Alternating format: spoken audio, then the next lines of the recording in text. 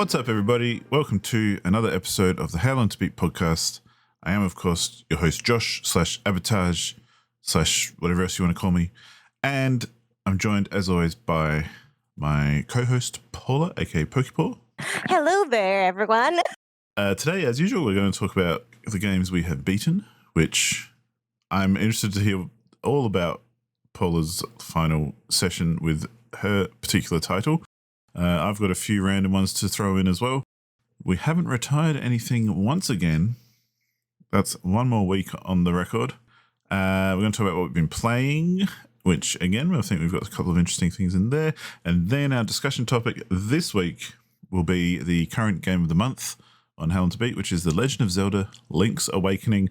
I'm going to tell you everything I know about it and talk to you for hours about my interest in Legend of Zelda Link's Awakening, surprising everybody. And it's not going to be just me listening to Paula because I don't know anything. So look forward to that one. Well, I must educate you on this one, though. Yeah, I've heard of the game. Let's put it that way. And I'd also like to just mention, well, at the top here, this is episode 50 of season 3. And if you haven't been paying attention, or if you have, maybe you'll know, we are going to be ending season 3 at after episode 52.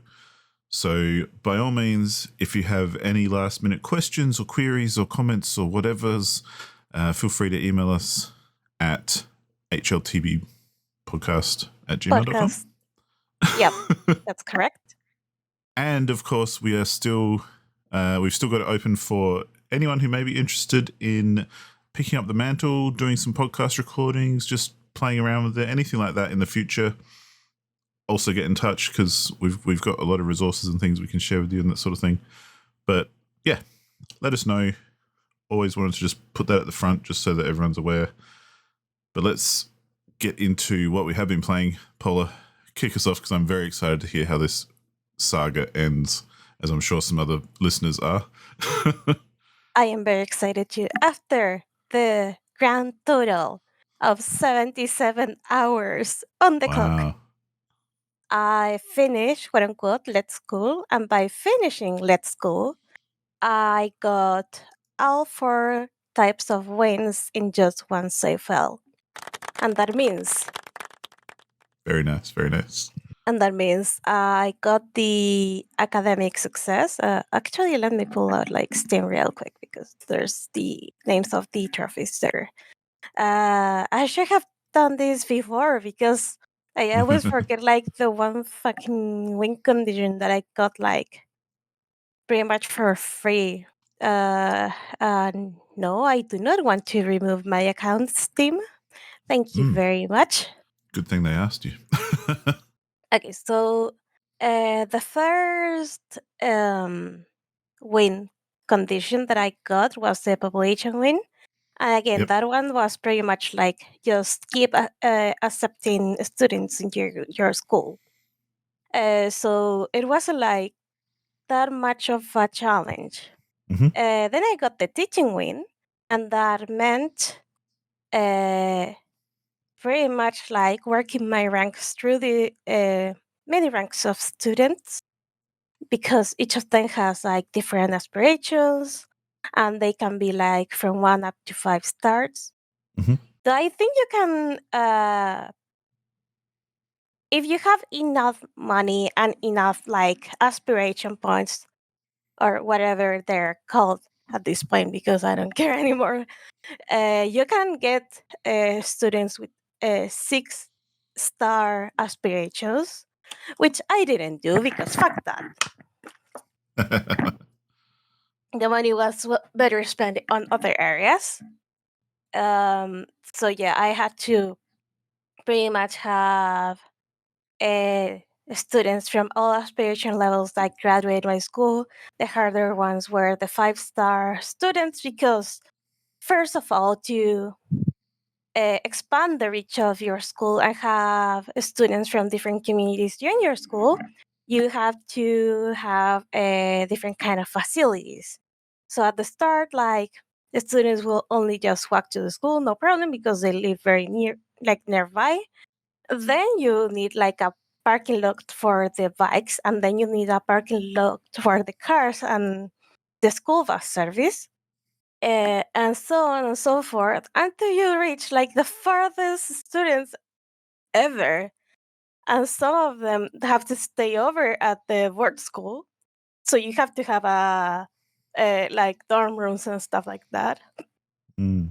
And the craziest one, you have to have an helipad for some of these fuckers because they live deep in the mountain. Is the only way to get there. Oh, and there's also like a train station that you can like habilitate like in front of your school for students that live like not too far but not too close either.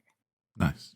So yeah, some of the five-star students were a nightmare to get to in the first place because you have to explore the map with your current students to know what the fuck is around you.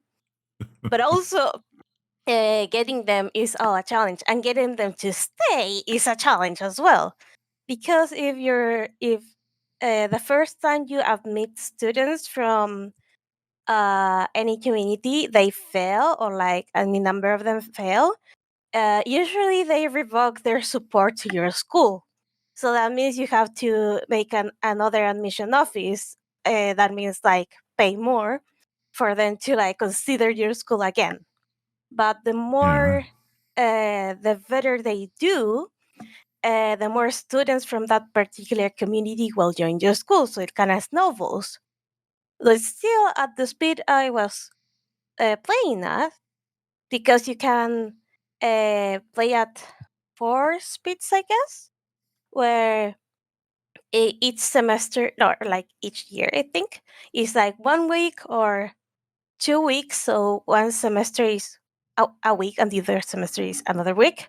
And there's the 4 week program for each class. And I don't want to even dive into that, because if the 2 week program uh, got me into spending 77 hours of game time on normal difficulty, by the way, I don't Mm. even want to think about the 4 week program. So yeah, I mean, Yeah. I still had a lot of fun, but holy crap, waiting for some students to like gain enough points was sometimes a nightmare. But anyway, that was the second win, like the teaching win. Then you have the facility win, which is that you have to have certain items or like certain facilities in your school and have above a certain score when it comes to the school facility. Mm-hmm. And also, you have to build what they're called wonders. And they cost a lot of money, a lot of aspirations, tutoring, teaching points. I don't fucking know. Plus, a lot of time to build. So, even if you have all the resources, you still take like a couple of in-game weeks to finish the wonder. Mm-hmm. And finally, the one that was a pain in the posterior was the club victory. Holy crap! Oh, that's right. Yeah, the basketball and the what was the other one? The pop music club. Pop So, music club. That's right.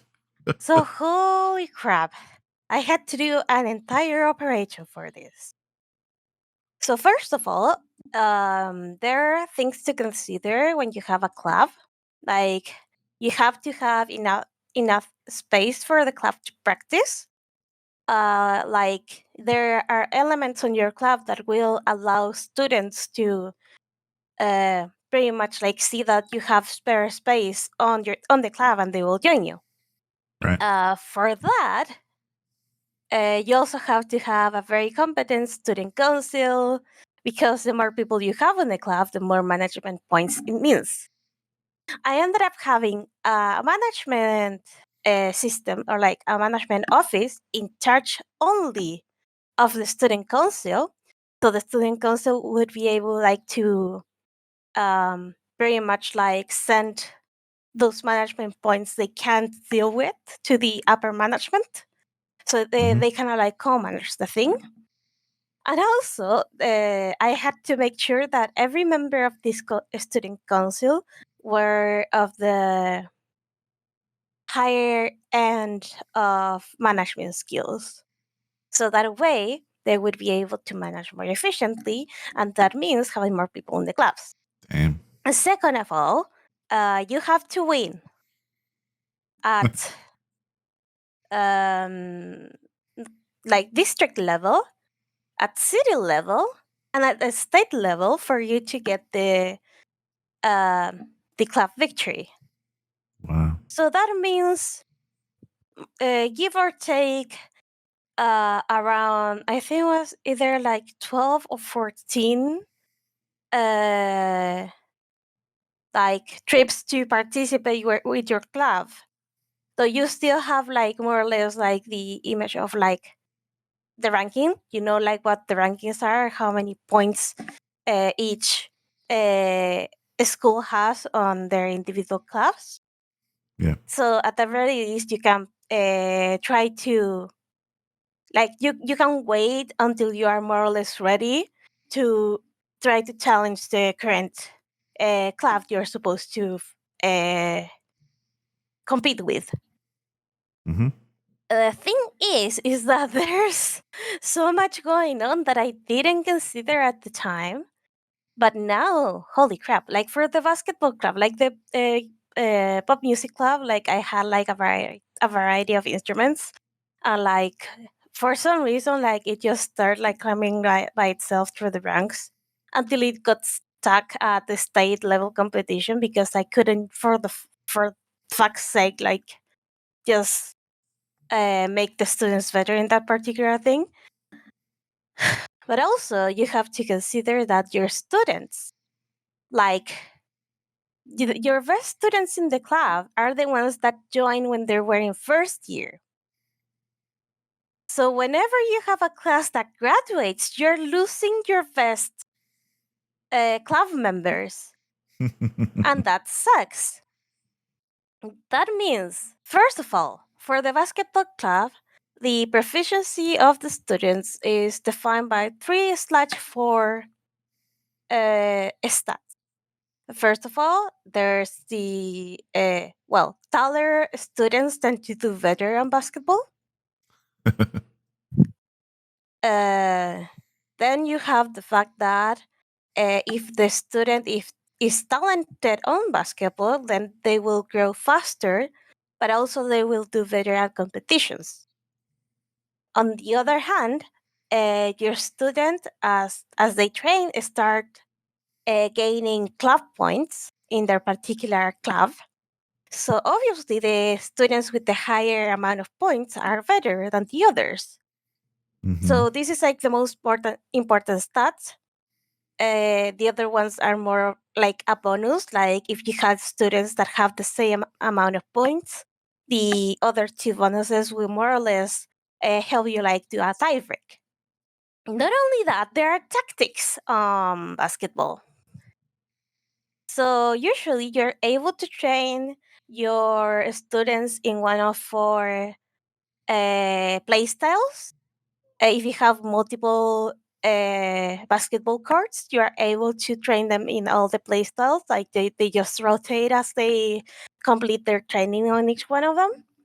Mm-hmm. So you have like the weakling playstyle, which isn't like particularly strong against anything, but like it isn't like particularly weak against anything.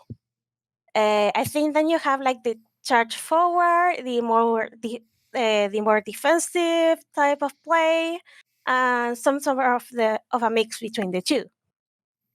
So depending on your total score of the 5 students you pick for the match, combined with the time of playstyle that you pick, defines your odds of winning. Holy crap. Yeah. So one good thing is that you already know what the style of the other player is gonna be, so it's not as luck based. Yeah. But still, that means that you have to be prepared to face any kind of opponent. So what I did is that I've been gradually improving the facilities for the basketball club and the music club. And once I realized the basketball club was the easiest like to bring to victory, I just stuck with that one. Mm-hmm. Oh, another thing that that affects the players is the physique slash the sport points that each particular member of the club has. So, for example, the physique is more like the ability to learn sports. Right. Like how I think when I just started playing this game, I said that some of the students had bad memory, and that meant that literature classes and humanities were more difficult for them. Mm. So if they have good memory, that means they're good at that. So there's a stat for mathematics studies. I don't remember which was the stat for mathematics, funnily enough, but for art is creativity and for sports is physique. And if you want to, those stats will determine how fast their respective stats grow. So what I did was at the start of the year, pretty much, like first semester of the last year that I played this game, first of all, I bought all the items that allowed me to increase both the physique and the sport points for the students. Yep. The thing is that you apply them like on an area, and those students that are on that area are gonna get benefits from that. So, Interesting. yeah.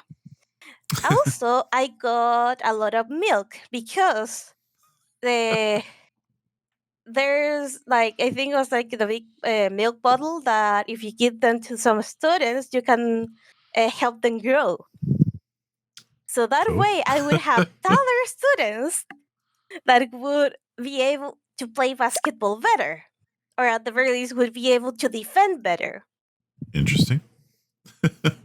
And finally, all those years prior, like once I realized the sports stat would actually like help or well, and help, I guess, or affect the how they do on the club, I Mm-hmm. decided to start training my specifically my sport teachers on the teaching stat. And I had to hire more teachers because I ran out of teachers that could teach. It turns out that teachers cannot duplicate themselves. So yeah. Cool. So okay. So from the start of the semester, first of all, I centered my attention to everyone passing their classes, and all the classes that already passed. I still gave them classes in like the subjects they were interested in, but I made like half or 2/3 of their classes sport classes. Because to be fair, in this school, like half of the people are in the basketball club. So yeah. Then, once I realized more or less who were the students that were practicing on the club, I pretty much like follow like groups around and start like giving them like sports study guides and like pretty much like stuff for them to increase their physique and their sport points. Mm. And I did like pretty much every day, like an event or like I think it was every other day. But the what is the name of this thing? Uh, the wonders allow you to uh, pretty much like pay an amount of points, like teaching points, to make an event that will increase the stat of all the students by a certain amount.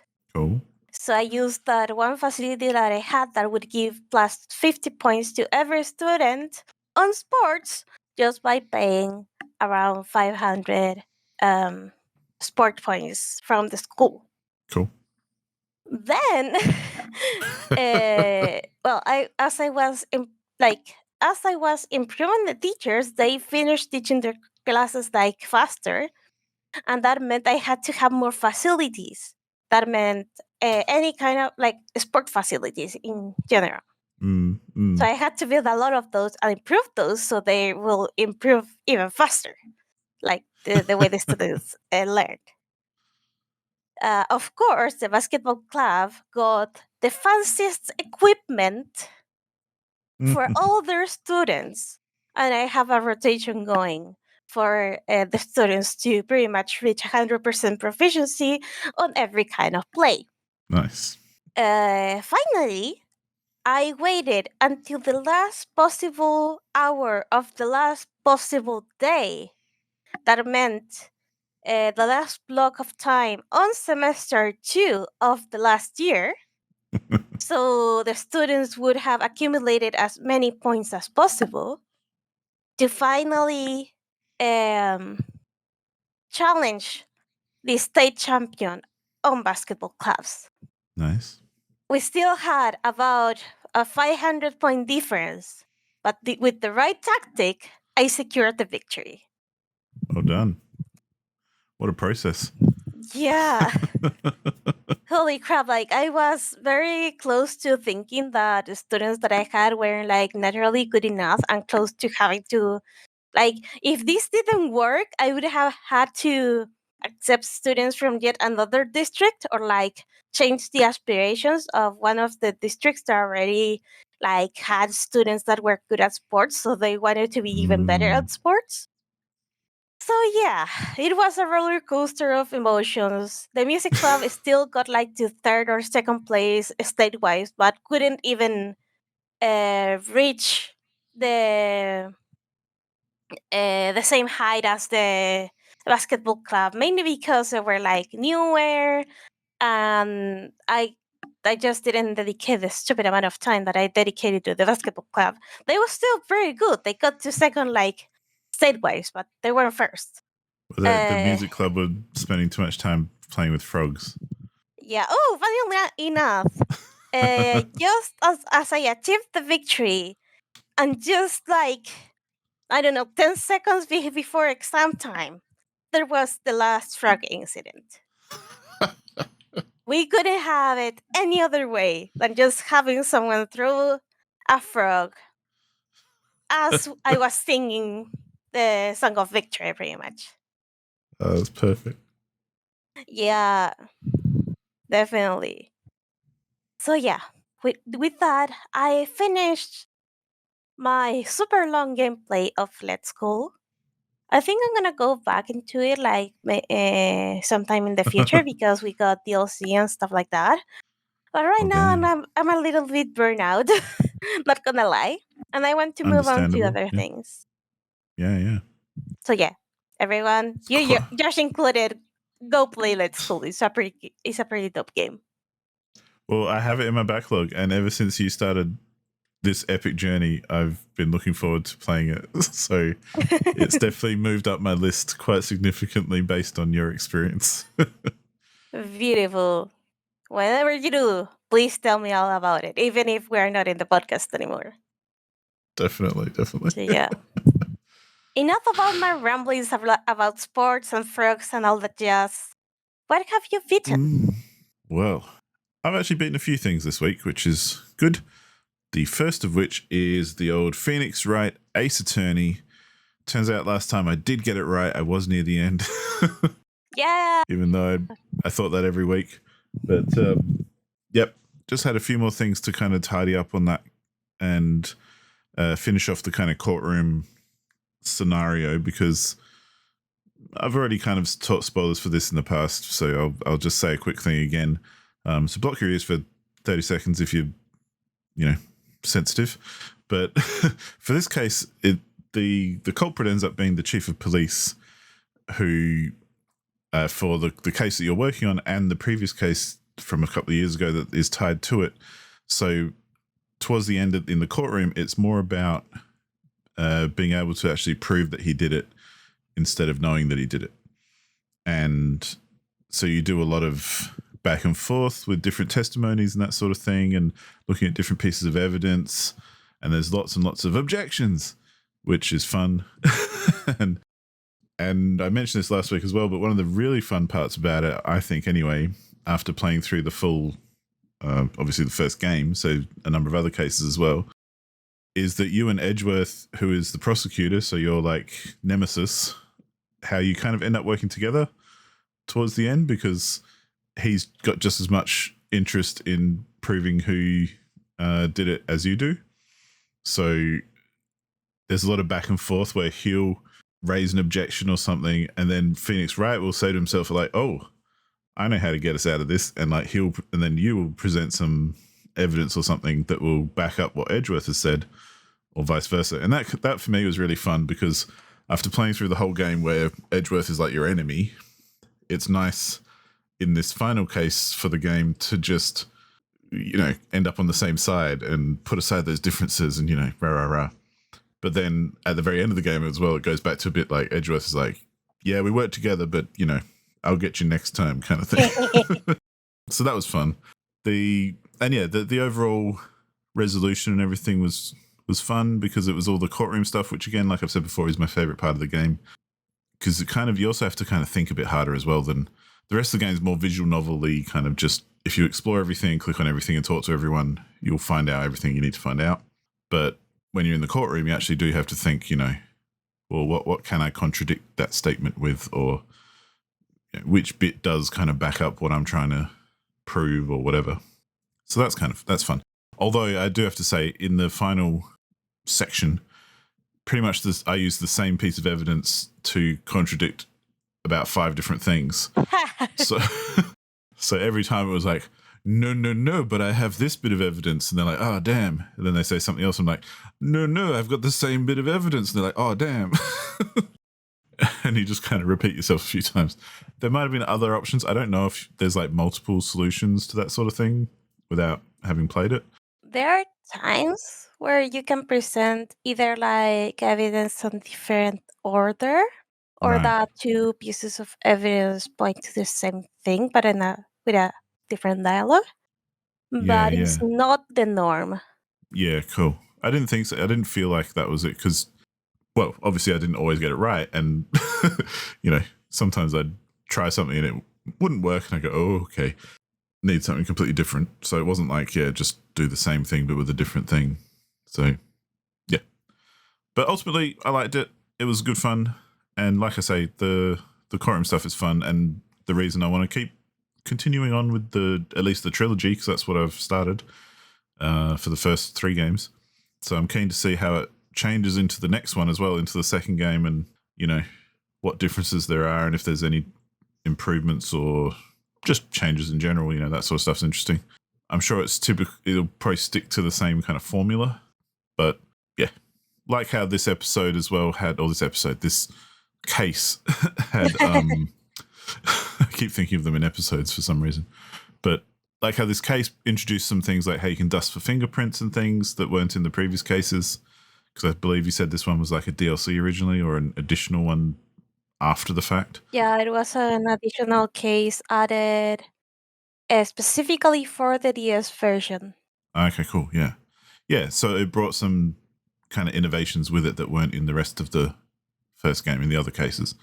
So I'm kind of, interested to see if that continues on in the second one or the third one even, and what kind of differences crop up, because I'm sure you could do some fun stuff with this sort of a game. But yeah, ultimately I really enjoyed it. The only downsides to me were, like I've mentioned before as well, in some of the visual novel kind of bits where you're talking to people and things, the actual dialogue and plot kind of gets very anime. And I don't mean that to be a bad thing in general, because I don't mind anime, but to me it's like that kind of nonsensical plot that things just happen because it suits the plot, not because it makes a lot of sense. And yeah, which is cool. And that's what I mean. That's fine. It's minor and not anything to kind of put you off. But yeah, it was interesting, to say the least. Yeah, that was the first Phoenix Wright game I've ever played, and the first one that was, made as well. So I'm pleased to have played it and finished it now, and I can say that I've played one and I know what it's about, and I'm on to the next one. So, which I haven't started yet, but I plan to. Yeah, 'Cause, I'm so happy that you actually like the series, and I yeah, like yeah. I like Justice for All, but I'm really waiting for you to get to Trials and Tribulations with you, the third one. Yeah. Well, I'll let you know for sure how I go. But yes, Yeah, thank you for suggesting it to get more stuck into it and actually finish off this first one because yeah, it was good. I think it took me just shy of 20 hours all up, so it was a decent kind of chunk. yeah, sounds I about right. want to say somewhere between 15 and 20 because last time I looked at it, it was like 15, but then I played a bunch more, so I honestly can't remember how much it was. But I could check this website for it, but Yeah, that would probably be like a third of it is the last case. yeah, pretty much. That's very accurate. The last one was definitely a lot longer than the rest. I think that's why my kind of perception got a bit thrown out about how close I was to the end. Because I feel like, oh, well, I've already done this amount of stuff. I must be near the end. But no. Spoiler? So, Nope. so yeah, that was good. Looking forward to the next. If and yeah, for anyone else who may have been interested in some Phoenix Wright games, never actually touched them before, like me, they are good. You kind of, if you absolutely loathe and hate visual novels, then I'd say probably this might be rough because there's a lot of visual novel type aspects in it, even though it's very interactive and there's a lot else. But there's lots of reading, there's lots of discussions, there's lots of, looking at scenes and things. But it is worth it if you are down with that sort of thing. So Yeah, though the good thing about wanting to play Phoenix Wright Ace Attorney and all the other games now is that they're literally available like everywhere, even on Steam. The yeah, last ones, like the Investigation Collection, is gonna come out on Steam too, if I remember correctly. nice. So that would make it like every single game is available worldwide. Yeah, and that's great. And, I'm a great example of that too, because I never would have played a Phoenix Wright game if it hadn't come on Steam. So, there you go. Additionally, on speaking of different platforms, on PlayStation, I finished off WRC 7, which is the rally game. Not much else to add to that. It'll be a quick little summary here, but it's very much like WRC 6. It's a little bit better, but it feels very much the same. The structure of the career mode is very much the same. Because it's like an official rally game, even the tracks are the same, which is fine because I actually prefer that because they're official rally stages, and so it's like if it was circuit racing, you'd have official race tracks and that sort of thing. So it's nice that they've kind of stuck to the actual ones because they're the same in every game, but obviously different physics and different controls and all that kind of thing. One thing I hate, I haven't mentioned yet, but one thing I hate about, or that I find most challenging about rally games, is bumps, which I just thought was a funny thing because when the road gets bumpy, my God, it gets so much harder to to drive on. Which makes sense because as you're like going super fast around a corner, if it's flat, you can kind of use your grip to pull yourself out of it. But if it's bumpy, your weight distribution is going all over the place. So you might turn on an up bump, which kind of just sends you flying one way or the other. And yeah, it adds an interesting wrinkle to the game. And I mention it as well because it seems like in the WRC series, they use bumps a lot more than in other rally games I've played, like the Dirt series and that sort of thing. I don't remember there being many bumpy calls from your co-driver in like the Dirt series, which, I'm sure it's legit, and it feels like the tracks are more detailed in WRC because they do have that extra element. But yeah, it's just an interesting difference, really, because for some reason it's not a huge thing in Dirt, but maybe Dirt's maybe more arcadey, so they don't want to make it more difficult. I don't know. We'll see. Cozy. I also finished Ete, which is the painting game that I've started a few weeks ago, where you're a painter who's in Montreal and you kind of explore the world and you paint the world around you in order to unlock different things to then paint on canvas. And so part of the game is exploration. Part of it is meeting people and doing quests for them. So they'll request paintings. Mm-hmm. And then the other part is also then you do meet someone who's like a rich benefactor lady who decides to basically sponsor you to open your own studio and put on a big exhibition. And that's kind of like the final quest of the game, because after that, the credits roll. But to get there, you have to kind of, to get there, you have to paint a bunch of paintings, make a lot of money, explore everywhere to kind of get more stuff to be able to paint. Because part of the quest system is that, someone might request that you paint a painting, but in order to have the subjects or whatever, in order to paint that painting, you need to have found them in the world and explored the world. So maybe someone asks you for a painting of a particular bird or something. You can't paint it until you've found that bird. So it kind of encourages you to explore and, check out the world and really kind of max out the exploration as well and explore everywhere.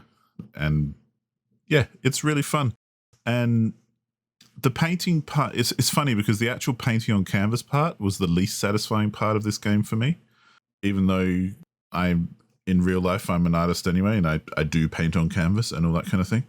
But because the way the game does it is that you basically have a 3D model that you put on the canvas and then position it, it feels more like making a collage than actually doing a painting. It looks cool because it's got this kind of watercolor effect to it and everything. And you can make some cool stuff, like some cool collages essentially, but it never actually feels like you're painting anything. It's just you're placing things on a canvas and hopefully making it look interesting. But you also figure out pretty quickly that you can sell pretty much anything.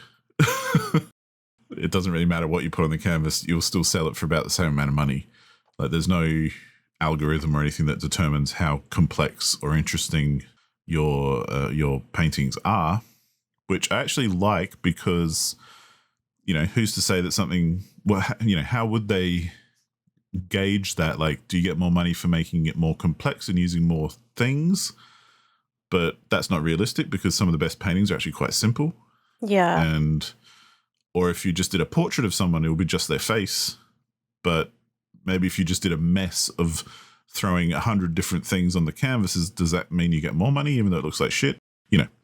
So I'm kind of happy that they kept it always pretty even. Like no matter what you put on the canvas, you get like a random amount of money between about $200 to $400 or something when you're exhibiting in a cafe. But then when you put on your big exhibition, because you have to have like a larger amount, it's like 30 paintings or something done that you put in this studio, and you hold an exhibition, and all the people you've met from the town kind of come and hang out and view the exhibition and look at your paintings and go, oh, that's nice. And at the end of it, you can choose if you like don't want to sell certain ones, but at the end of the day, you basically sell them all, and you make I made about $12,000 from my exhibition. And yeah. And so then the story kind of ends there because the credits roll and all that kind of thing. But you can keep playing it after that if you want, because it just then turns into more of a kind of like a sandboxy mode.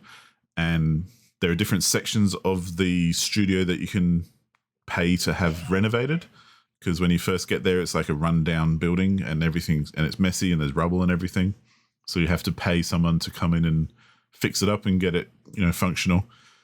But you only have to do like the first 2 steps of that in order to put on your exhibition. But there's still 4 or 5 or even more than that kind of things that you can pay to get fixed up and all that kind of thing.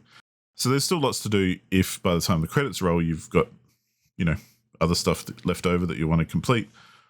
I was pretty satisfied by the time I finished. I was happy with the game. I was happy with the time I spent on it.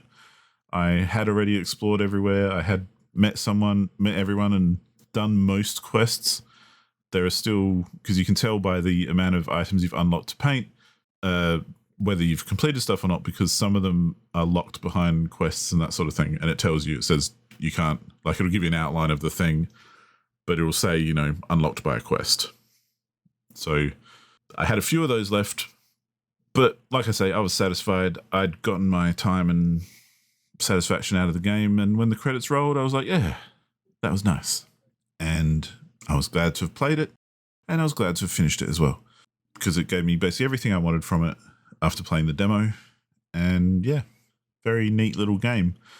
I haven't actually played any much like it as well. It was very unique and different to many games that I've played, because not many games are about, you know, being an artist and exploring the world and coloring everything in. So, you know, that was fun. As far as new games that I hadn't played or started before, I played a short little game called Field Hospital Dr. Taylor's Story. Is that a point and click? It is, insofar as you're using your mouse to point at things and click on them. Oh. But it's not like a point and click adventure kind of thing. Oh. It has more in common with something like Papers, Please. Oh, okay. But before we get too excited about that, though, it's nowhere near as complex or compelling. But it was very good for what it was. I think it took me about an hour to play through, but you can do multiple playthroughs because you can make different decisions along the way. And the basic idea of the story is that you're a doctor during, I think it's World War I want to say, and you have limited resources and capabilities to treat patients. You cannot say that.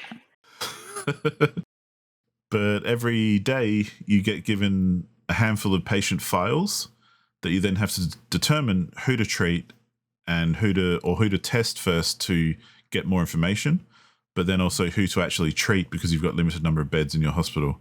So some of them you're basically turning away, others you're accepting and treating. Just because you treat someone doesn't mean that they'll survive either. So part of the decision making is based on, you know, not just who's worst hurt or anything. It's also who can you actually save and who is going to, you know, benefit the most from being treated in the hospital. So that's basically the whole game. Like, it does that every day, and there's different things that come up along the way. So, and you play it out, and, you know, eventually you get to the end, and that's that. But the decision making comes in, and it's really interesting, and I actually found it really good. I'd love it if it was, you know, it could be hours longer than it was, and I still would have been pretty interested and compelled to keep playing it, because it's very well written.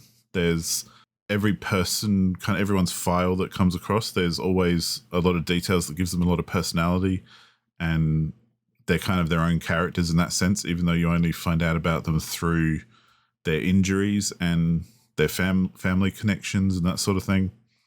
Because there's like, some of them are, you know, war heroes who have been in war forever and have been wounded 15 times, and now they've just gotten shot again because whatever, they're just war people.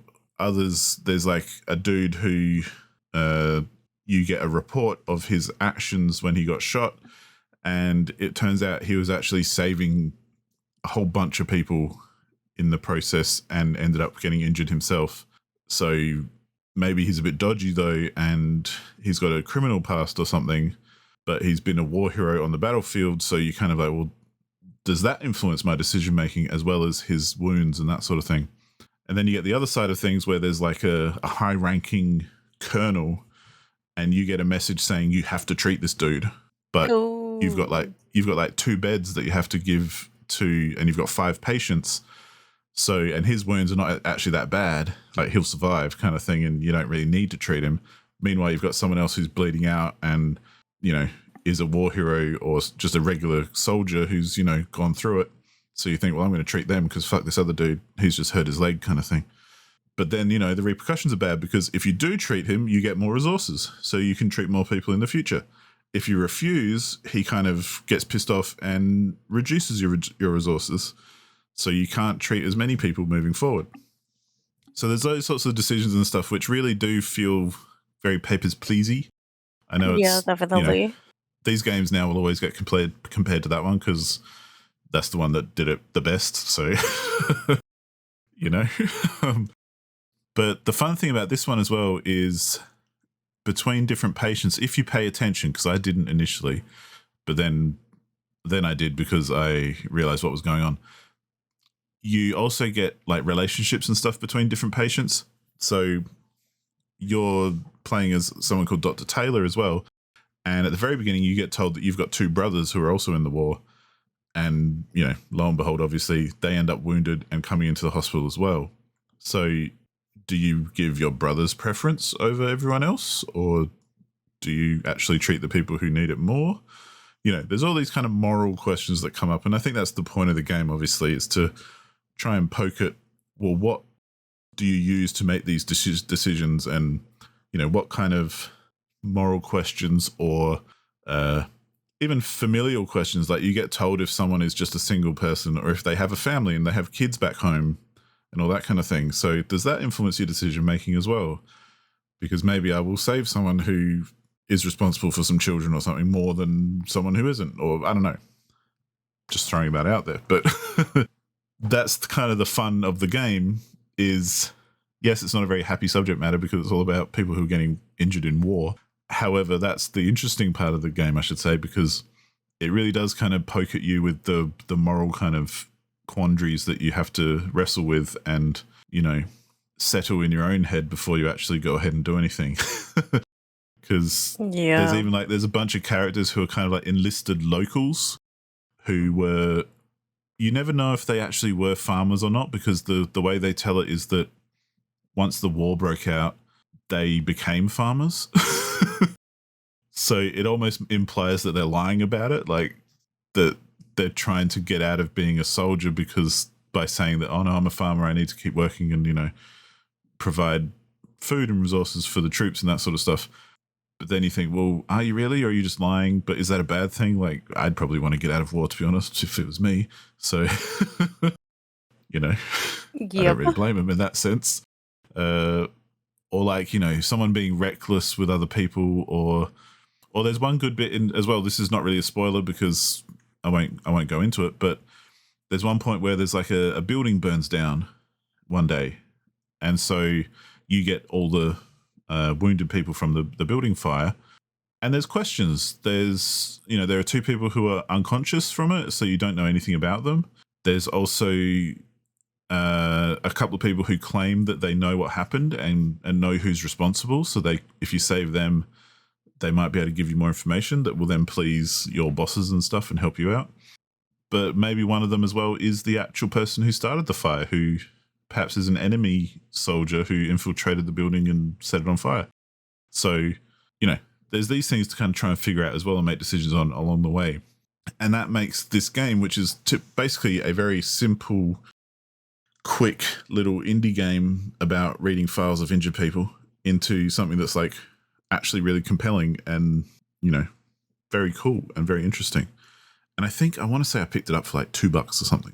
Ooh. So while it was on sale. So it's definitely one to pop on the wish list, I reckon, if you like that kind of thing.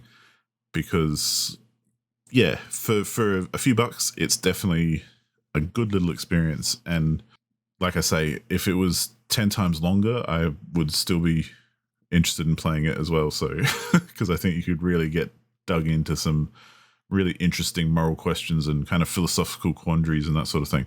Much like how Papers, Please does it as well, and, you know, others like that. So yeah, in that regard, I kind of feel like it's even like more morally like heavy, in the sense of in Papers, Please, you could choose to let someone go through or not let someone go through, and that had repercussions. But they were like, don't perceive by your own hand, like yeah, you just maybe you didn't pay attention, or you really sympathize with someone, so you let them through, but then they did something, and then it's your fault. But it's not your fault because you did something bad and you or that you yourself were trafficking people, whatever.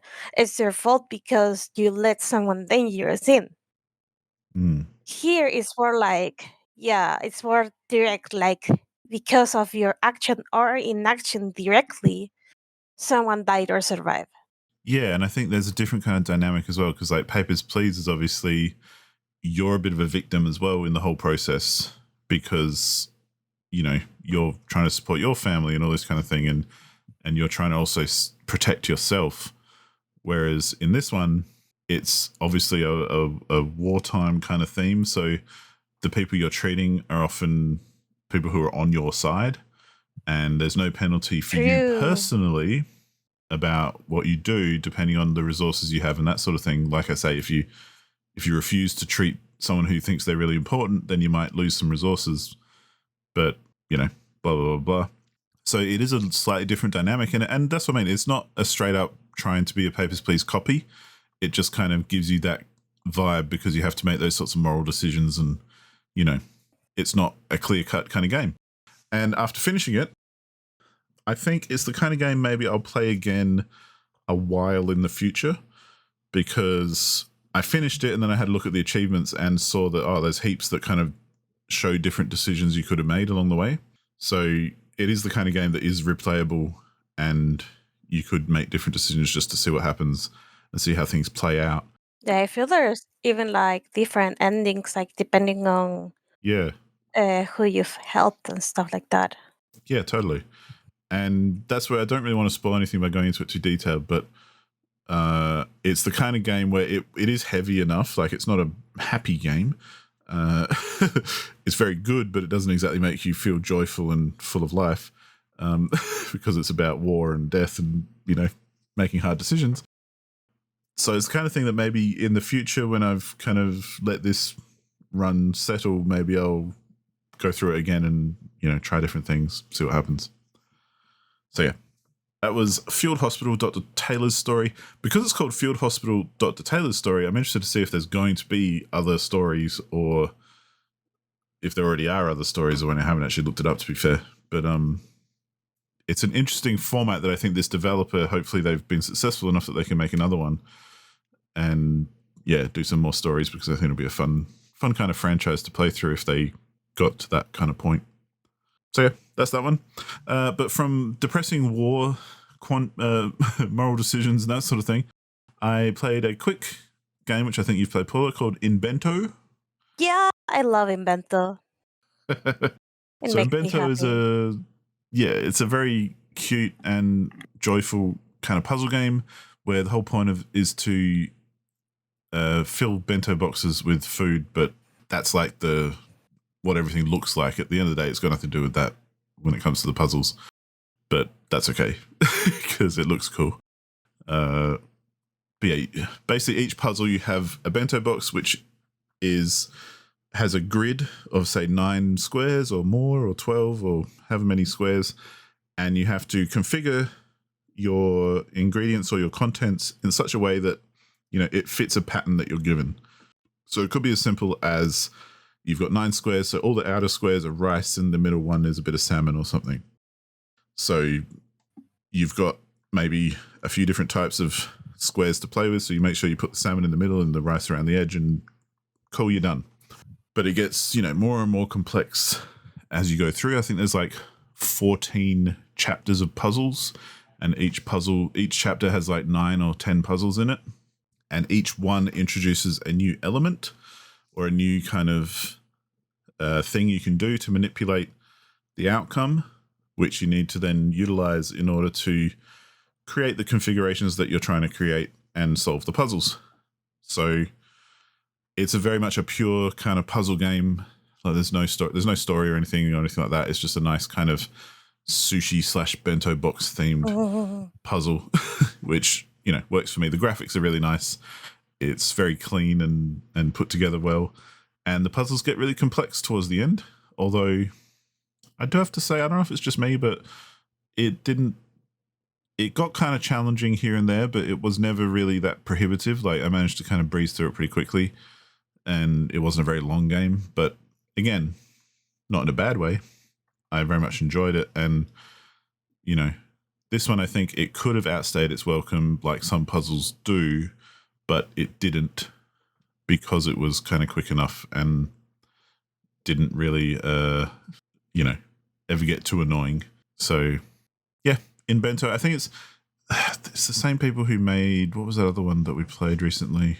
The one with the trains. Yeah. I have to look this up because I'm like, Railbound. Railbound, yeah. Yeah, that's the one. So, they're a developer called Afterburn who are obviously good at making puzzle games because that seems to be what they're doing. And of the ones I've played, which they also did the golf one, Golf Peaks, And yeah, so Golf Peaks, Railbound, and Invento are all very good puzzle games in my view. They're all very well put together. They're cleanly made. The graphics are nice. The soundtrack's nice. The puzzles are challenging, but not too challenging, not stupid challenging. So yeah, they've got another one called Pup Champs, which is like a soccer / football puzzle game. That one is new, methinks. Yeah. Oh, it's not out yet. There you go. It's to be announced. Nice. There's currently a demo on Steam. I'm going to add that to my wish list right now. Yeah, I'm gonna do the same. Because, yeah, this is a developer I will keep an eye on and play whatever they release at this point. So, yeah, that is what I have completed this week. There's quite a few there, but I'll shut up and hand it back to you, Paula, for let's see what you have been playing, including the game of the month for that matter, but we'll get onto that a bit more later. Take it away. Tell what you've been up to. Well, very funnily enough, I've also been playing as we speak here, because Pokerogue is a browser game. It's pretty much like just Pokemon Battle after Pokemon Battle here. So yeah, it's been a while since I played this one. So at the beginning, I wasn't like very sure of what I was supposed to be doing because, of course, I wasn't. But then I realized I was kind enough, like my past self was kind enough to just leave a game just at the start. And holy crap, why is he singing the song of his people again? Oh, because people left. Okay, sorry, the cat is being kind of loud today. Song of his people. Yeah. So I've said it before, I said it again. In Poker Rogue, you pretty much are playing like a roguelike, but with Pokemon battles. So you play battle after battle after battle, and the only healing items you have access to are the ones that you are able to either buy or you get randomly gifted at the end of each battle, which is fun because at some point you really need those pocket dollars to continue your adventure. And you also have to be really, really strategic on how you do things. So right now on this particular run, I just finished floor 95. Nice. And I was actually pretty close to losing. Like, okay, not pretty close, but I have only like half of my team left here. Because I wasn't prepared for what the rival had in store. Though I've recently discovered that hazards that you can leave on the field pretty much stay there until there's a reset. So that could be like once every 5 to 10 turns, or like 10 battles, I think, which is a lot. And hazards are the following: like you have spikes, so whenever a Pokemon enters, they pretty much like have the spikes dig into their skin and or their feet, and it hurts. They lose like, I want to say, a ninth of their health, but I'm not too sure because I haven't used those yet. You have toxic spikes. If you They pretty much poison the Pokemon if you stack 3, and then a Pokemon enters and they have contact with the ground, so they don't have either levitate, or they are in a flying type, or they are in by poison type because those are immune to poison. Then they get badly poisoned, so the damage they get per turn increases. And then you have a Stealth Rock, which is the one that I use here. And Stealth Rock is really interesting because they do damage depending on whether the Pokemon is weak to or resist rock type moves. So, for example, A Pokemon that resists rock type moves would usually get like an 8 of their health if they are no a normal like a Pokemon that gets normal damage from rock would get an 8th of their health subtracted from stealth rock. Well, a Pokemon that is just regularly weak to rock will get a fourth of their health subtracted. Right. If you have a Charizard or a Talonflame which are quadruple weak to rock, good luck. They're getting like I think it was like half of the health out once they enter the field. So stealth rock in Damn. general is very useful to do damage, especially in this kind of game where you have like even like in trainer battles because trainers usually switch their Pokemon out a lot. So if you manage to get either stealth rock or spikes or toxic spikes, Mm. and you start forcing them to switch continuously, then you get a lot of damage done to them, which is very, very nice. Mm. Yeah. So yeah, I'm starting to catch into this strategy. Plus, since I have Pokemon that can inflict status condition, I have a couple of Pokemon that have attacks that do more damage if the target has a status condition, which is nice. So right now, I'm just gonna quickly go to the. Oh, no, I don't want to reroll the items. So right now, my team is a Meowscarada, which is a dark grass type, and it's pretty Mhm. much like my physical attacker, and it has usually like either coverage moves or moves that have like a high critical hit chance.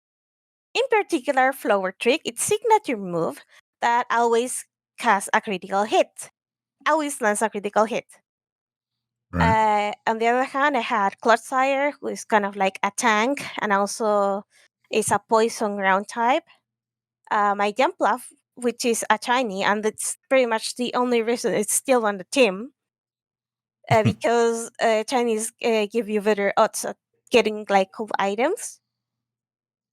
Yeah, but still, it is very the thing with Jumpluff is it is very quick. It has Giga Drain, so it can damage and heal itself at the same time. And Mhm. also, I give it a Sleep Powder and Floaty Fall. Floaty Fall is a flying type move that has a chance to make the opponent flinch, so they do not attack you, and that is very good. Nice. And Sleep Powder is like just to drag Pokemon and catch them. So Jumpluff is pretty much my kidnapper. Uh, Jellicent, on the other hand, is another wall that I have, and it's a ghost water type with water spout, and water spout does more damage the more HP it has, which is very, very nice. And then I have Ninetales, my fire type to deal with all the plants that I don't want. And finally, I have my tiny little coven, and it's a fairy rock type, and like his trick is that he's a very, very physically bulky, and gets access to a move called Body Press. And that move in particular doesn't use an attack stat, it uses a defense stat to calculate like the damage. It's also the Cool. one who sets up Stealth Rock, so he's a very important member of the team, and has Moonblast and what's the other name of the other move? Well, and a rock type move for coverage. They are doing surprisingly well. At some point, I was worried that I didn't like. I had many Pokemon that were weak to grass. That changed. Now a lot of them are weak to fire, and that had to change too. But whatever. But now I think it's nice and balanced. I do not have electric types though, so that could be a problem in the future. And I eventually need someone to learn an ice type move for whenever I once again get challenged by the rival. Because I ain't dealing with a Rayquaza without fairy type moves. Oh, which Carving has actually. Um, but yeah, it wouldn't be a good time. So I have to over prepare for this one because holy crap. So yeah, that's it Cool. with Power Rogue. Like I jumped back into it. Was very grateful that past me thought about future me and set up a team. And I'm already at floor 95. Awesome. What's the highest level you've got to before? I I seem think to remember was it was like 100 and 150 or no, yeah, yeah, 150 or something like yeah, that that. sounds familiar. I was going to say like maybe 160 or something, but yeah. Yeah, because I remember I beat the rival, but I'm not sure if the next powerful battle was like a evil team battle or something else. I should probably go fetch my notes later because I have because since I renewed my journal, like all those notes are like bundled up and in the other room. So yeah, Cool. Ah, but good. yeah, I'm on my way to where I was previously, which is Yeah, nice. awesome. Finally, the last game that I've been playing, and this is because I'm in the middle of moving and doing stuff. So literally yesterday was like, holy fuck, I have time to play. I haven't played in a week. I'm gonna play now. And the other game that I'm playing, or like more or less, I'm starting. Replaying The Legend of Zelda: Link's Awakening on the Nintendo Switch. And this Mhm. makes a very nice segue into what our discussion topic of the week is, and that is Game of the Month. And I think it's gonna be all me because holy crap, Josh really doesn't know shit about the game. Yeah, no, I got nothing. Honestly, I wish I did. I've heard of it, but I don't know anything about it, obviously. Because I've Yeah. never played a Zelda game. Well, no. I have played a Zelda game, but I don't know what it was because it was a handheld from the 80s where you basically had to move side to side across a room where skeletons attacked you, and that was. But yeah, don't know what The that game was. 80s. Or 90s, maybe? It Yeah, was I definitely a think while it's ago. I was a kid. if you're moving like side to side, that's gonna be But Zelda 2: it The was one of Adventure of Link. those.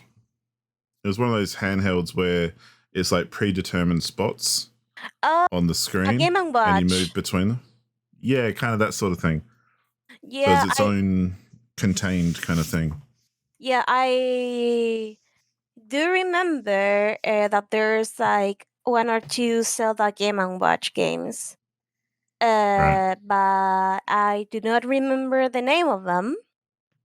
But yeah, they are pretty much a thing.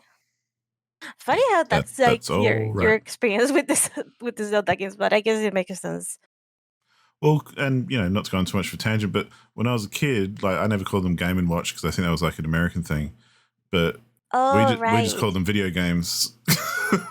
But I played a heap of those like handheld single game units because they were very popular in the day, and especially around like the end of the 80s, start of the 90s, and you could get heaps of them as well. So I've played like not the original, but the same game as the original Donkey Kong, and this Zelda game, and a whole bunch of other ones. There's a really cool one which I think it turned out to be like a classic Mario game or something, but it was that kind of stick figure dude kind of a game where you had to dodge things and everything, and I played the shit out of that. But it's kind of, you can see almost the shadow of where things are on the screen. Like if you move to the left, your character will suddenly be in that position, and it is that kind of Game and Watch thing whenever I've seen that mentioned. But yeah, there are heaps of games like that. Who knows which ones we played, but yeah. That's as close as I got to a Zelda game. But we'll get to that in a sec. I'll just very quickly go through the games that I've been playing as well. Mm-hmm. If Oh that's all right. I forgot I was going first. I'm an idiot. I was No, like, that's all right. segue, no segue for you, Paula. quickly, I've still been playing Beltmatic. It's good, but the numbers are getting so big that it takes longer to get through. I've now unlocked. I think I've unlocked the subtraction. I've unlocked division, and I've also unlocked. I forget what it's called because I'm not a maths person, but it's the one where you can do like to the power of, like an exponential or something. Yeah, exponential. Yeah, so you could go like 5 to the power of 5 to quickly multiply that many times or whatever. It was a fucking godsend once I got that. Well, I haven't actually used it yet, but I'm getting up to the point where I've got, say, one of my target numbers is like 30,000 and something.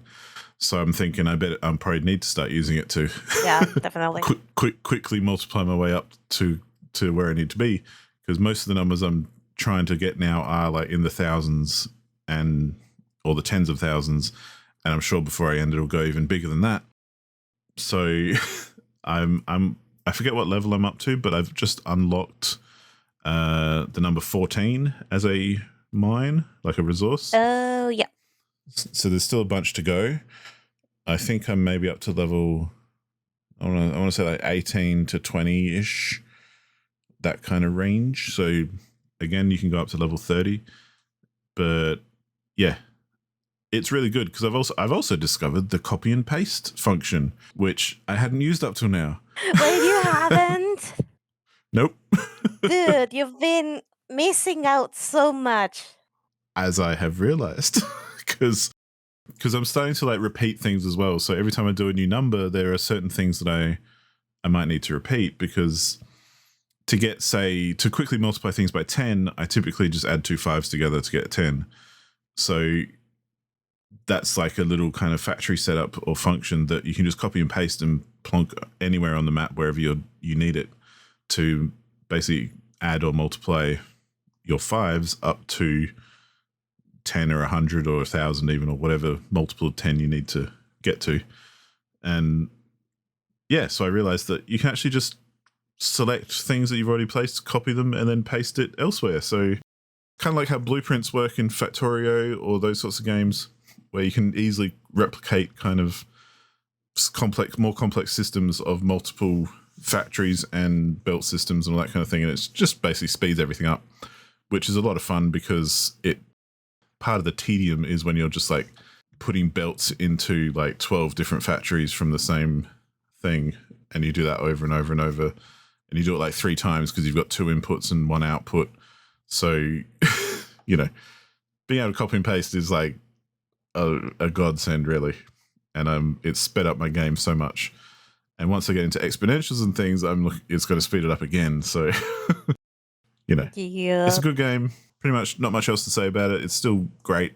It's basically does exactly what it tries to do, and nothing more, nothing less, and does it really well. So that's that. I also started WRC 8 because I'm continuing the journey. And interestingly enough, WRC 8, where 6 and 7 were pretty much the same game, 8 feels very much like 9. So now for the career, they've introduced a whole lot of stuff that was in 9, which is like selecting events on your calendar, managing your team fatigue and everything for your engineers and your finance people and all this kind of stuff. There's also the whole skill tree to level up and unlock that they had in 9 as well.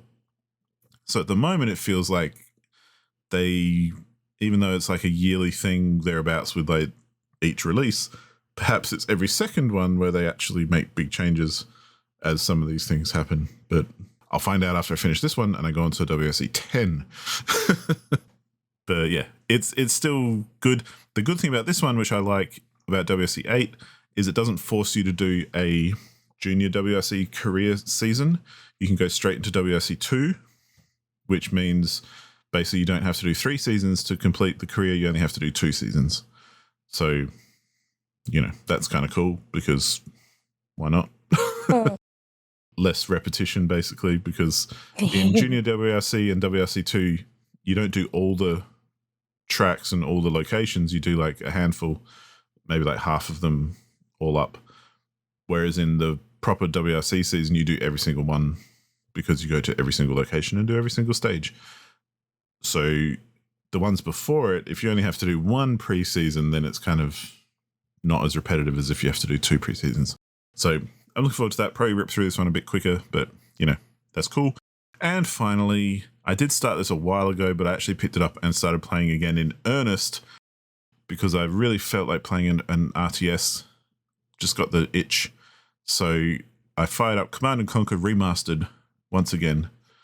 And this is a big nostalgia trip for me because when Command & Conquer was current and Red Alert was current, I played the shit out of those games and loved them and had them on CD, like disc, to the point I remember that the install disc for the game, if you popped it into a CD player, it would play the soundtrack and it would work like an audio CD, which was cool. Wait, And I don't think I've tried that with the PC games that I have. Oh my yeah, a lot god, of I have PC. something to look forward to now. Once I It's recover. worth giving it a go because a lot of PC games, because I tried it with a bunch, I remember, did have their soundtrack just as a regular audio CD files.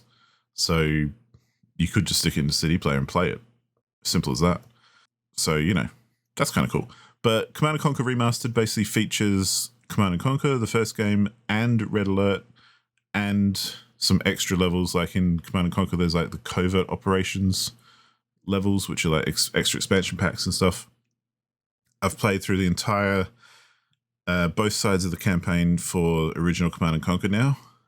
And one of the things I like about it, because I have played these games before, is that there's a lot of quality of life stuff in the remaster where you can speed up the game speed. So I've got it running a bit fast so I don't have to wait for things as much. You can, save anywhere, do anything kind of deal. So if there's particular tricky timing based levels, you can kind of save it at the right spot so that you don't have to replay the whole thing if you do fail it. Yeah, it's great. These games, like, I play them so much that every time I load up a level, I'm like, oh, it's this level. Cool, let's go do it. Like, I just remember from 20, 30 years ago, however long it was since I played it.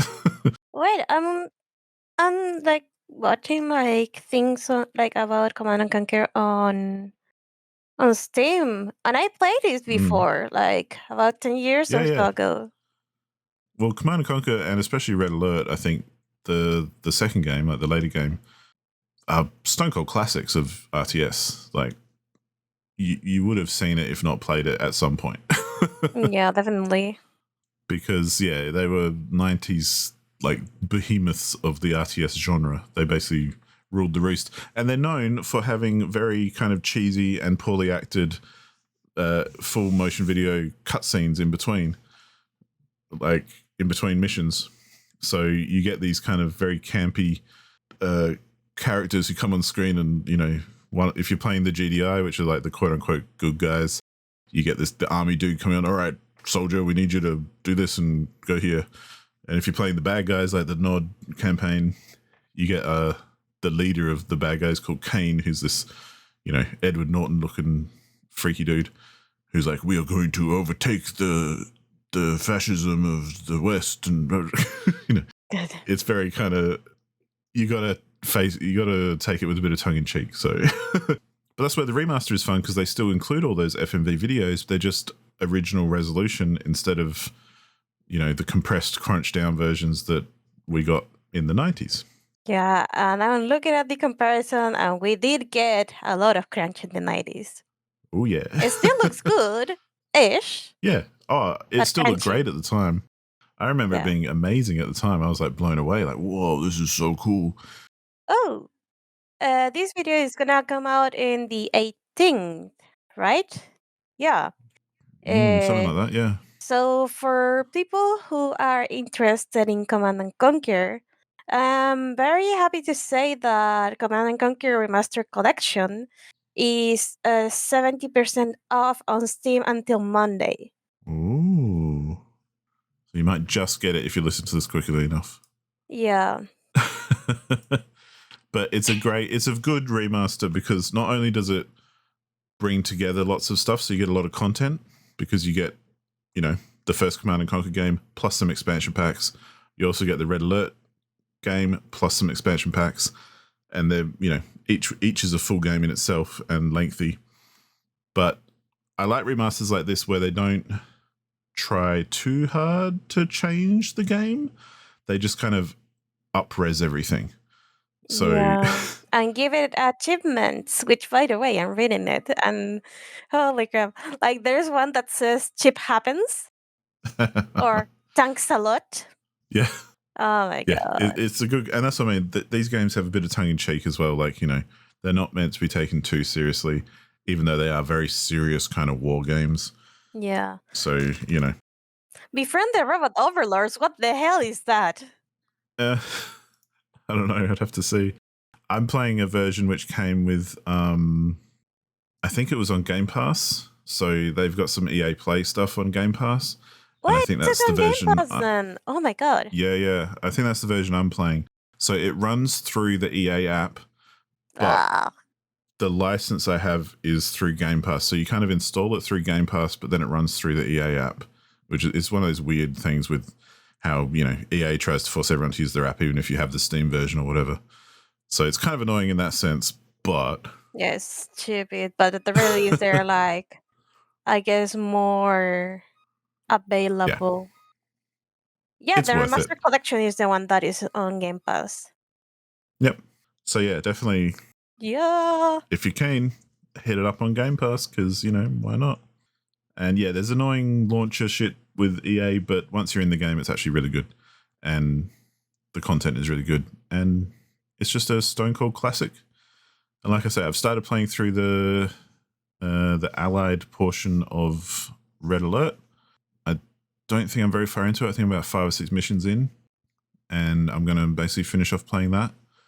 And I'll play both sides of that campaign, and that's that. That's where, much like StarCraft or other RTSs, one of the things Command & Conquer had going for it was you play the same campaign from both sides of the war.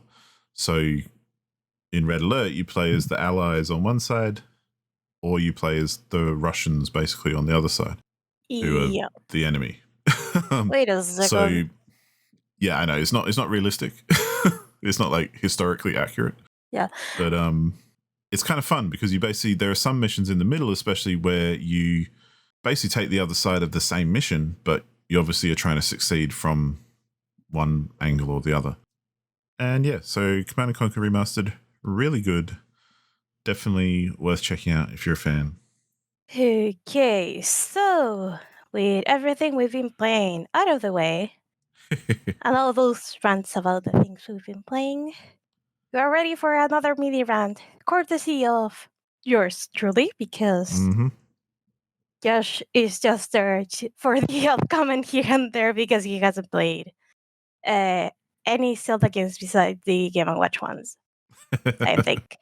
Yeah, that weird one, which I don't know what it is. So, So yeah. so tell us all about it, Paula. What's the deal with Link's Awakening? Why should we give a shit? Why is it Game of the Month?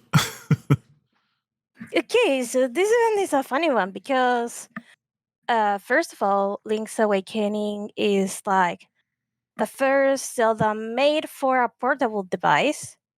Because up Cool. until now, in order of release, we had well, The Legend of Zelda, the original, the one and only for the NES. Then we had the Adventure of Link, which it's kind of like like the flagship of the franchise because of how different it is. It is a side scroller instead of a top down adventure. Right. But then you have the game that arguably made the Legend of Zelda games jump into the mainstream, sort of at that time. It was oh my god, A Link to the Past,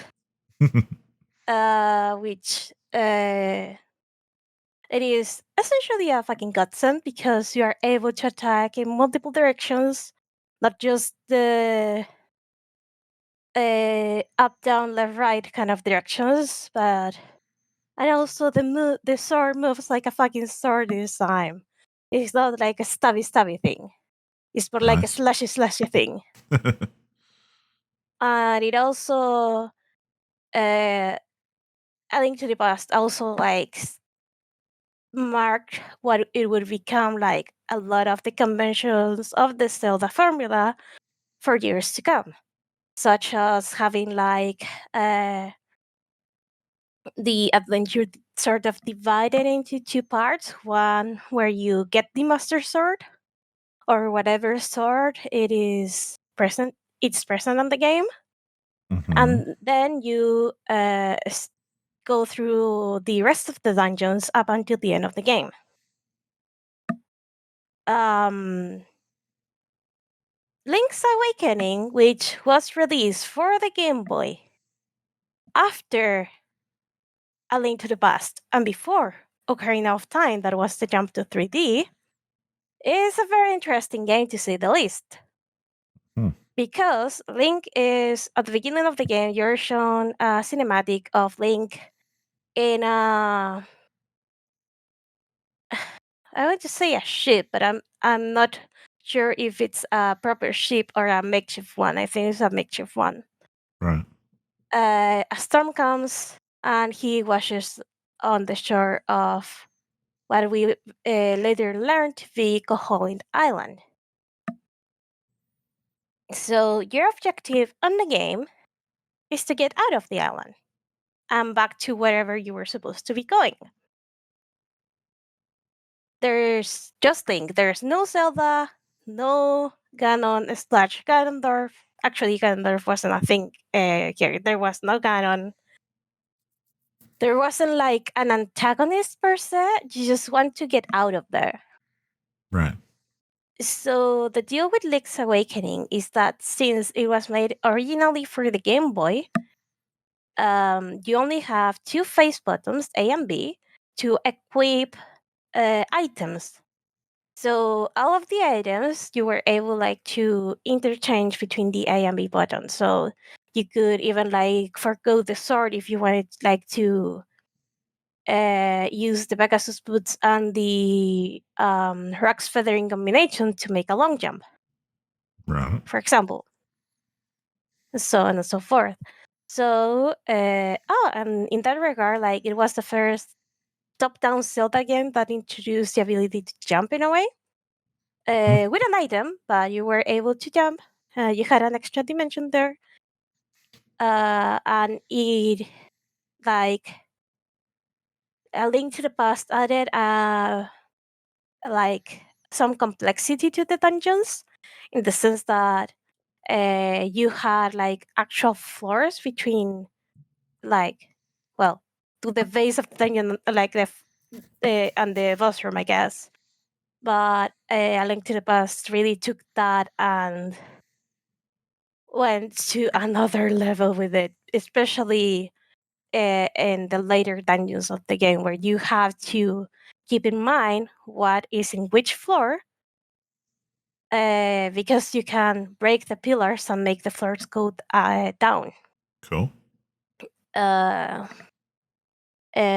so yeah, and the game overall is very well designed in the sense of okay, so we have the original, the deluxe version, which was released for the Game Boy Color with added color technology. Nice. And it had an extra dungeon, which was the color dungeon, where you could get, I think it was the red tunic and the blue tunic, and one of them give you extra attack, and the other one gave you extra defense. As for the Switch remake, um, they went with a wonderful and whimsical toy aesthetic, which I found very much endearing and very topical with the game. And the added buttons, holy crap! Like the Game Boy versions and the Game Boy Color versions were playable, and even though like after changing things like for like swapping equipment like for this 100 times, still like gets a little bit um annoying. Mm. The Switch remake takes the base design of the game, keeps everything in place, but makes so many quality of life improvements that it makes the game so much better. Like you can still go and play Link's Awakening and still have a good time, even though you will be grumble at certain points where you have to like constantly swap your equipment. But I guess like I feel like the Switch remake is like the definitive version in a way.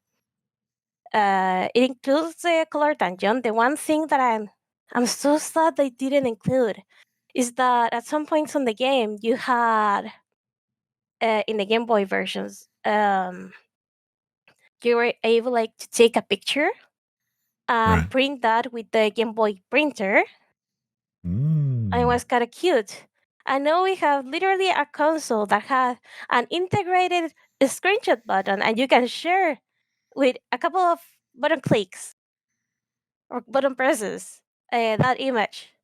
And we don't have the photos anymore. I'm so sad about that. But Damn. we do have the color dungeon, and it was improved a little bit. So people who weren't able to distinguish certain colors were able to distinguish things by shapes, for example. Um, and they added like kind of like a dungeon builder, which is not my favorite part of the game. Let's keep it at that.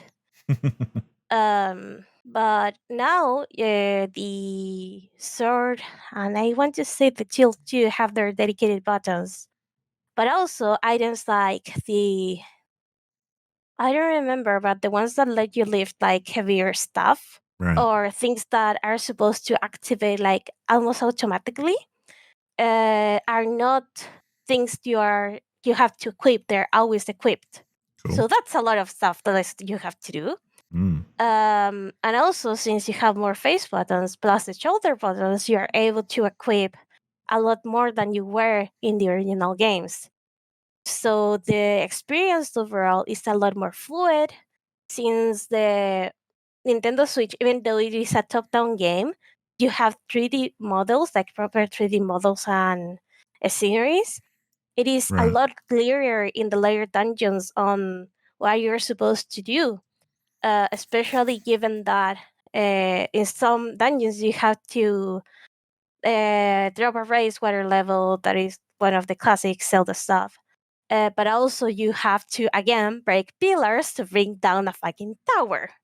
And in Nice. that particular dungeon, you really have to uh, take into account like where the fuck you are.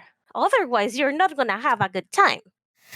Um, Exploration is as fun as always, which is to say, very fun. And even a lot of the Easter eggs were kept. So this is a fun story. So I was playing the original version of Link's Awakening on the Virtual Console on my 3DS when it got when the remake got announced. So I was like, okay, I'll wait for the remake to play it. But I started like trying some stuff that I knew you could do like on the GBA to practice. And why practice? Because that year I went to the Festi game here in Chile, and you could play a demo of Link's Awakening and Luigi's Mansion 3. I played both. Both were good. In Link's Awakening, the one particular thing I wanted to try out to know if they still had it in the game, and this is very silly, but bear with me. In the starting town, there's a shop where you can grab an item, and if the shopkeeper doesn't see you, you can run away with the item. Cool. But then everyone in the game will call you a thief. And if you go back to the shop, the shopkeeper will straight up kill you. Nice. So I wanted to try it out. And even though it's a bit more trickier than in the GBA versions, in the GVC version, you can still do it. And after trying a bunch, I did it. And even though I died, I was happy because it was like, yes, there's a lot of things, stupid things you could do that they kept.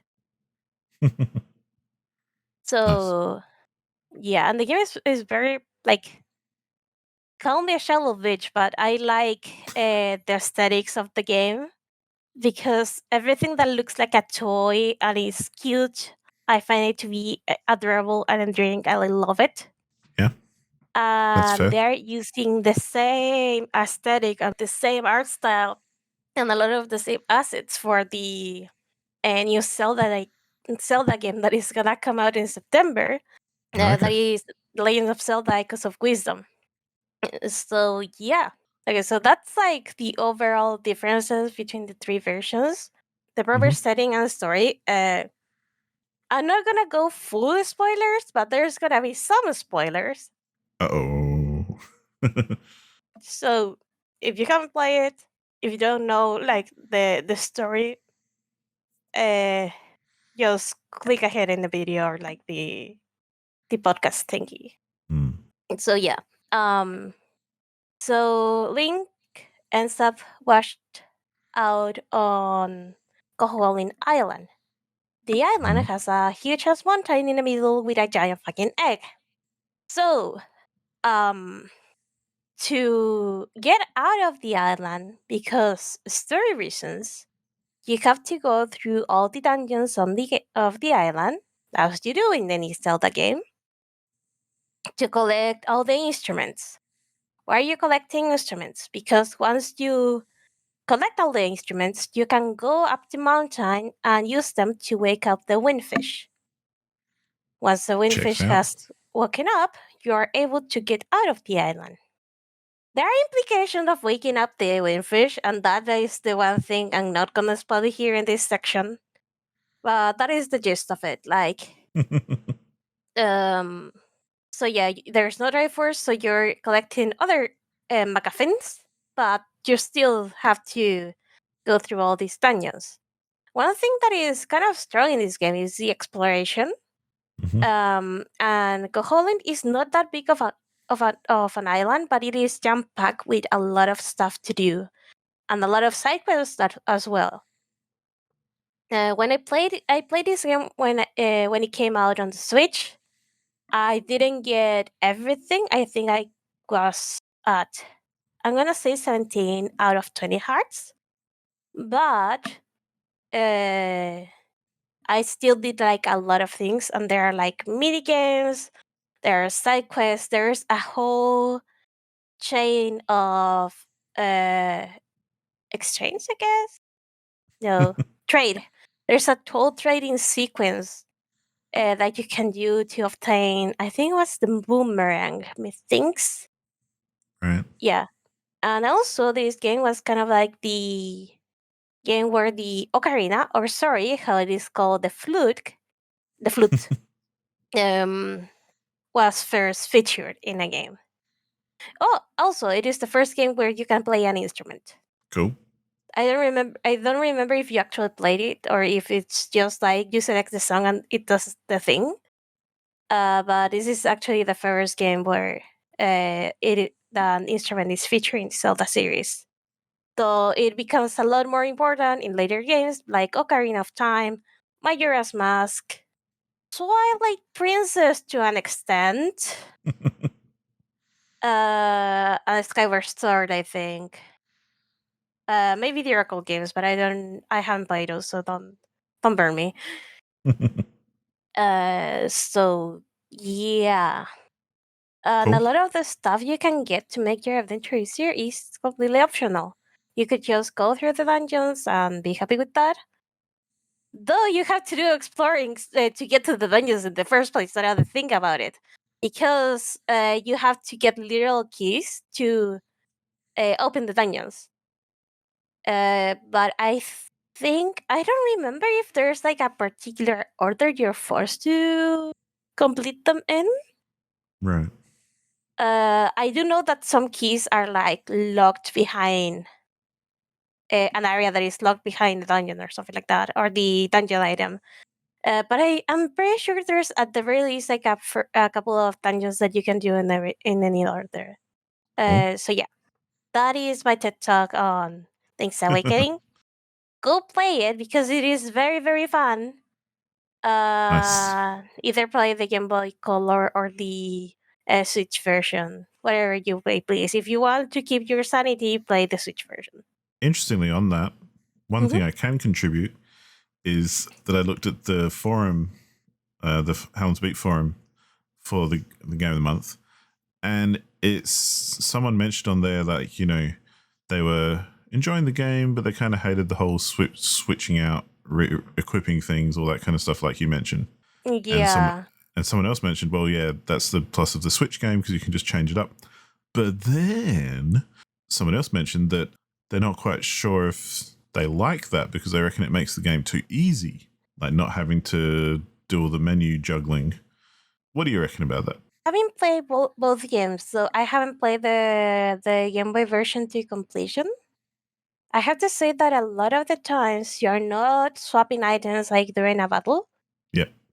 So it ends up being more of a chore rather than an extra difficulty thing. Because that's what I That was is, wondering. I thought if you're going into a menu to change things, surely that's not like a difficulty thing because you're basically like pausing the game anyway. yeah, exactly. It would be another thing if it were like Dark Souls, where Yeah. you can't pause the action pretty much. Yeah, yeah. But in this case, it doesn't add to the difficulty; just makes you have to play with extra steps in a way. Makes it more difficult to enjoy, not necessarily to play. Yeah, yeah, Maybe. that's the I don't thing. know. Cool. No, that makes sense. Oh, and the other thing that people say is like, the Switch game is still at full price. There's Yeah. been sales that discount like up to $20 from the price. So yeah, Woohoo. Nintendo games don't get discounted like No, often. Nintendo does not discount. No, for They certain, want your money. They're going to get your money. yeah, that's one thing that I kind of missed from the last Nintendo generation, because for the Wii U, and the 3DS, Mm. they had this thing called Nintendo Selects, which for a game that already sold fairly good, they released a physical version, Hmm. which was just cheaper. Yeah, Like, that's I like don't know, half the price. yeah, like they do like PlayStation hits and stuff, like the really really popular stuff that sold shitloads. They kind of put out for like $20 instead of the Yeah. usual whatever. Yeah, that's good. Yeah, though I guess they kind of do that from time to time when they get discounted in the shop, but I still feel like they should go back to Nintendo Selects, like for the titles that sell crazy well already. Like, Yeah, they've already made a shitload of money. Give it cheap to whoever doesn't have it. pretty much. Pretty much, because a lot of the games that I bought during that era were Nintendo Select games. Yeah. So, No, yeah. Nintendo wants your money. They will have your money. I mean, they have my money. They can have more money. Well, they can always have more money, but whatever, whatever. So yeah, Mm-hmm. Mm-hmm. Cool. Well, yeah, I think that about wraps us up. I did want to just mention at the end of this Game of the Month discussion, we didn't discuss last month's Game of the Month, which was Sunset Overdrive, I because neither forgot. neither of us have played it. I do plan to play it. It's on Game Pass, but I need to finish off a couple of other things first before I jump into that. Definitely. So yeah, we did notice that happened, but we just didn't discuss it because they didn't have anything to say. So there you go. Yeah, at the very least, here we're getting almost a monologue. But for last month, we would have gotten like cricket noises. Yeah, it would have been a 5-second discussion of, I haven't played it. Have you played it? No, I haven't played it. Okay, moving on. Roll credits. Yep. And speaking of, that will do us for this episode, I believe. Any final thoughts for today, Paula? Put you on the spot. Other than go play something cool, Let's Go, Pocket Rock, and Link's Awakening are cool games. Go play them. And Melmatic too. You know how I mentioned that Beltmatic reminds me of another game called Shapes.io? Yeah? Or maybe it's just called Shapes. Maybe the .io, I'm getting confused. But anyway, there's a Shapes 2 coming out, which Ooh. I didn't even bother playing the demo of because it just sold me when I looked at the page, where it's essentially exactly the same as Shapes, except it's all 3D. So, you know, definitely keep an eye out for that as well. Top quality, what's it called? order of operations kind of logic puzzling Yeah, game. automation. Yeah, automation is the thing, I guess. Yeah, good fun. But yeah, I think with that'll do us for another day, another week. Almost ready for next at week, the the end. penultimate episode Yeah. of the season. And yeah, I think that's it from me. Thank you very much for listening, everybody, as always. And we'll catch you on the next one. Bye-bye. See you later. Alligator.